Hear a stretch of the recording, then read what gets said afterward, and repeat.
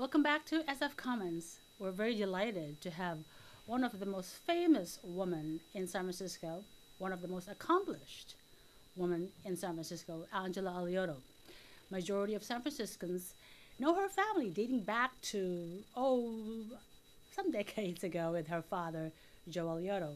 Now she's running for mayor, and we have to ask her, with all her accomplishments, the fact that she has grandkids and she's done so much for the city of San Francisco, why she's doing it again.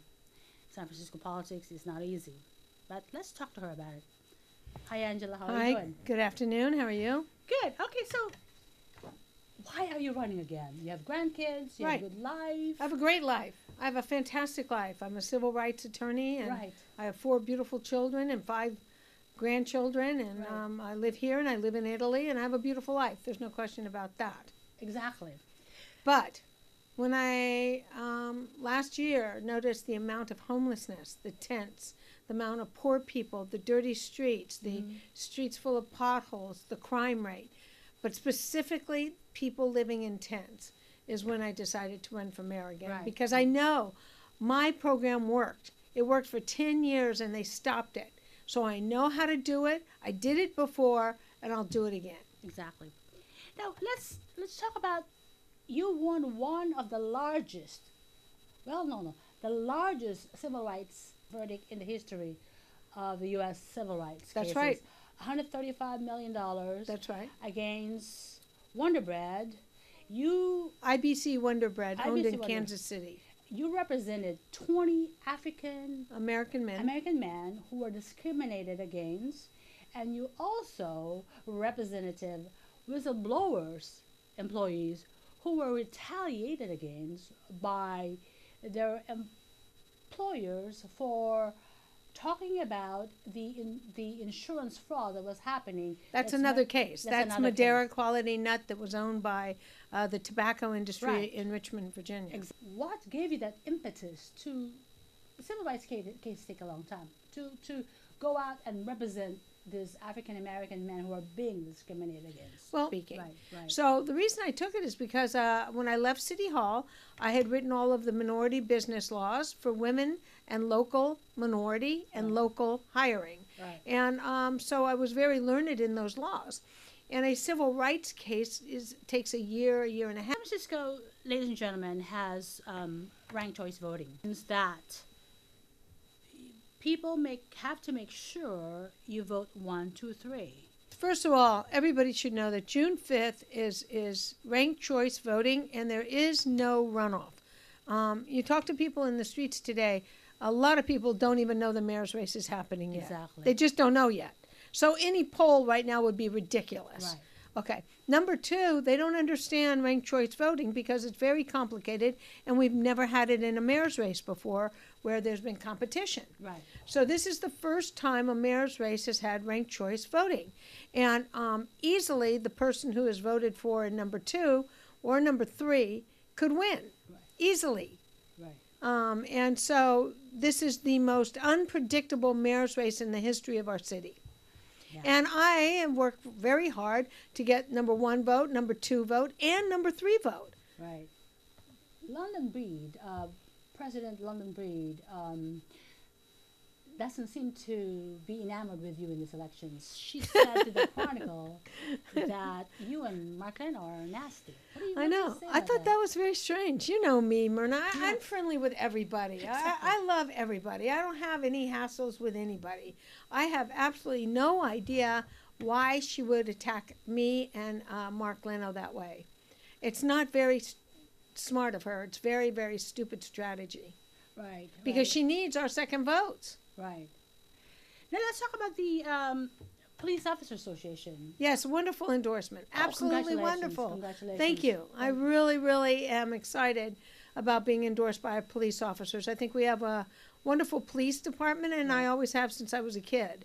When my dad was mayor, the police were very present, and I've always thought of them as people who serve and protect.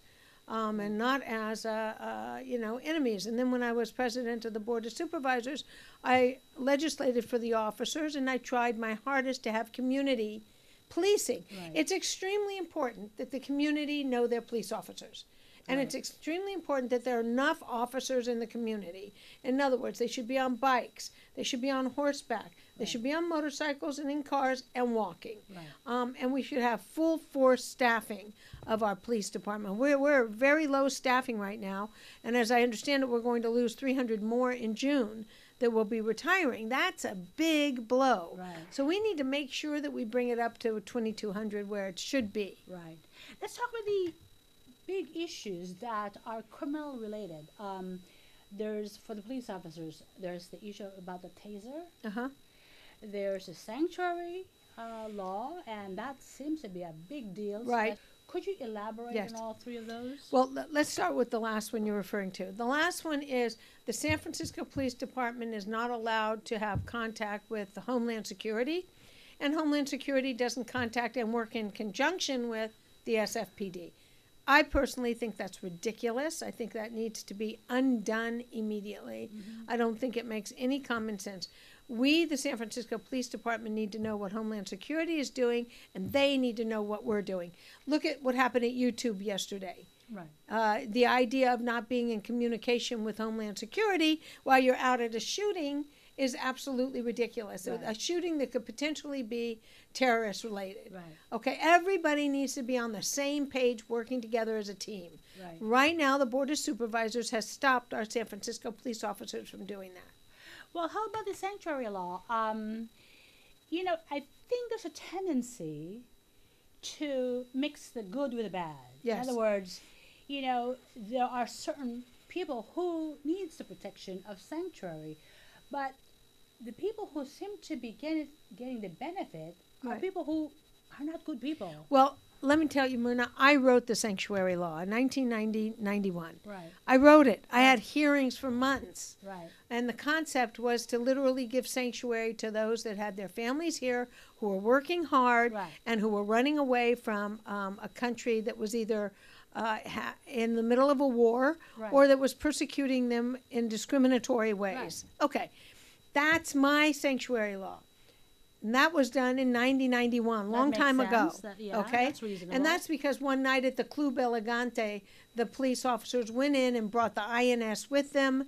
At the time, the ICE was called INS. Right. Brought them with them. They arrested everybody, took them down, booked them, and put them on an airplane. Right. And all those children were left without parents the next morning. Right. That's what started the sanctuary law, Right. meaning a sanctuary safe place. Right. 6 or 7 years ago, Supervisor David Campos came to me and he said, "We want to amend your law and we want to add felons." And I said, "No. Why would you add felons? Why do you want to protect or give a sanctuary to a felon? Why?" And we're talking violent felons. Exactly. And I said, "No." Like MS-13. And I said, "No." You know, do you remember the time there was a family, right? The father and the two sons. Yep. Oh, And yes, in yes, Excelsior. yes. In the blink of an eye, a whole family got wiped out, and the guy who killed that family was Right. an MS-13, Yeah. and somehow I don't think the father died. I think the father, sanctuary means protection, right? Yeah, You're right. protecting people who are vulnerable, people who Right. need it. When you're killing, when you don't protect killers anywhere, no Criminal. matter where they're from. right? Right, I mean, we don't do that right. for an American. We do that. I would go back and amend it and take the felon clauses out. Take out everything that I didn't put in. You know, it looks like that is something that should be clarified to the media. Yes, if the media would write about it, They should, but they don't. because it's total misrepresentation. But they don't. Remember that girl who, Yes, Kate. yeah, Difference there is he had been deported several times and came back, but he was not guilty of a Felony? violent crime. He was not guilty of a violent felony. What he is guilty of is shooting a gun. And with all due respects to the verdict in that case, there are cases on point that when you Exactly. shoot a gun, if that bullet kills somebody, it is at a minimum manslaughter. well, you would think that it's like second degree. It's like a reckless disregard for human Reckless life. disregard, involuntary or Right. voluntary Because you're right in the middle Right. of society. a public shooting a gun, and they're saying, "Oh well, he dropped it by accident." why would he have Yeah. that gun, Yeah. right? Talk about the taser, because this is another area in San Francisco where it almost looks like if it's against cops, go ahead. You know, it's like Well, that is how it progressive. is. That is wrong. That is how it is. They, some of my opponents didn't even want to have an endorsement, go to the endorsement for the Police Officers Association. What boggles my mind about that, Myrna, is that the mayor of the city has to be close to the police department. Exactly. How do you have a city with a mayor and a police department fighting? Yeah. Who's protecting anybody? Right. That's really a horrible situation, Right. especially in the time of terrorism, in the time of rioting, in the Right. time of upheaval of any kind. When my father was mayor, we lived through everything. We had Zebra, Zodiac, That's right. Patty Hearst, we had SLA, Sing Q, Candy Bombers bombed our house twice, right? I've lived with the tax squad in our living room. I understand they're there to serve and protect, and that's what they do. Right. But to have a relationship where you're not talking to your police department and you're the mayor, I can't even see how that works for the citizens of San Francisco. right, It right. doesn't. It doesn't. They're not going to respond to each other. Yeah. It's a very dangerous situation. Now, with the tasers, all my opponents are against the tasers. I'm for the tasers. I think the officer should have any alternative to stopping with the crime that's Exactly. going that way on. they don't have to shoot anybody. That's right. Mark Leno is running on fundamental change and shaking up City Hall. How do you relate to that? I'm the only candidate that is ready to terminate some of the department heads that are Like not who? doing their job, like DPW, MTA, and Park and Rec, I read that. Yeah. Well, why would you do that? because they're not doing their jobs. The Right. streets are filthy dirty. The MTA is constantly tearing up our streets. There's no program. There's no plan. There's no coalition. There's no cohesiveness. It's absurd. Park and Rec has become its own fiefdom, where they're the ones that rule the world, as have MTA and DPW. Well, you Now, know, the I saw- traffic is so bad. It's horrible. Why but did I- it get so bad? Because of Uber. We have Uber, Lyft, and Chariot, which is 60 Right. to 70 new cars in town. And we What have a happened to the terrible taxi infrastructure. industry? It's got wiped kind of out? not there. That's Uber, Lyft, and Chariot went over governmental restrictions and regulations because they went right from their company to your telephone. There's Explain no that. government. There's no Explain that. government in between. Well, how did they get away with that? That's a really good question. I think they need to have a business tax. They're doing business in San Francisco, but they're not taxed. Good, but they haven't so far. Right now, they've only been working with the CPUC of the state. And they're not taxed or something? They're not taxed. What would you do first? Homelessness, Oh, okay. All right. especially the tents. Right. The homeless plan is very detailed, and it worked when I did it in 2004 to 2010. I mean, not 10, 12. It worked. It was housing people. It housed people. The people are still in the units. And then they took away the housing, and they took Right. away the money.